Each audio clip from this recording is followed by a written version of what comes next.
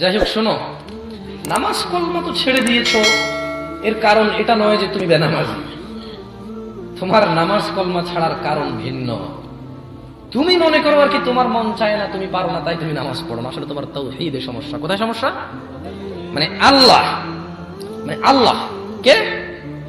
আল্লাহ তিনি যে তোমার হিসাব নিতে সক্ষম এবং তিনি যে তোমার হিসেব নিবে, তুমি এটা পরিপূর্ণভাবে বিশ্বাস করো, তাহলে তো তুমি নামাজ পড়তে। তুমি মনে করো আর কি তুমি নামাজ পড়ছো না, তুমি গাফেল। এই জন্য তোমাকে বলেছি আল্লাহকে ভয় করতে হবে। ফর এক্সাম্পল, আল্লাহ নামাজ ফরজ করেছে। কে নামাজ ফরজ করেছে? আল্লাহ। মুয়াজ্জিন আযান দেয়, তুমি নামাজ পড়ো না। তুমি মনে করো তোমার দান সাদাকা তোমাকে উদ্ধার করবে। তোমাকে ভুল শিখিয়েছে। আমি মানুষ, ছোট হতে পারি। শোনো, জোর জবরদস্তি করে কিছু কথা আমাকে শুনিয়ে দিতে পারো, এখান থেকে নামিয়েও দিতে পারো। বলছি না তোমরা নামাবা, বাট এটা পারো। তবে মনে রাখবে, কথা যেটা বলেছিল উল্টাতে পারবে না। কেন পারবে না জানো? কারণ এই কথা উল্টানোর জন্য তোমাকে কথা থাকতে হবে। মনে রাখবে, তোমার দান সাদাকা যা হিসেবেই হবে না।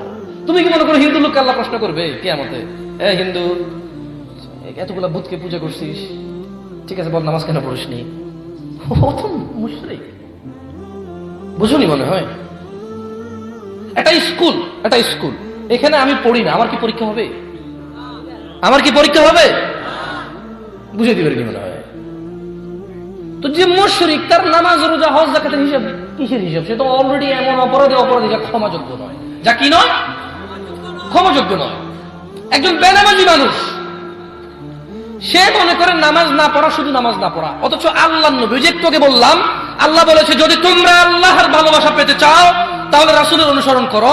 রাসূল বলছে যে নিশ্চয়ই কাফের এবং মুশরিকের মধ্যে আর আমাদের মধ্যে পার্থক্য হচ্ছে নামাজ। তুমি মনে করো নামাজ না পড়া, ওই যে তুমি খুঁজে পাও না মুসলমান কিভাবে শিরিক করে, এই যে নামাজ না পড়লে শিরিক হয়। দেখো, আমি অনুবাদক।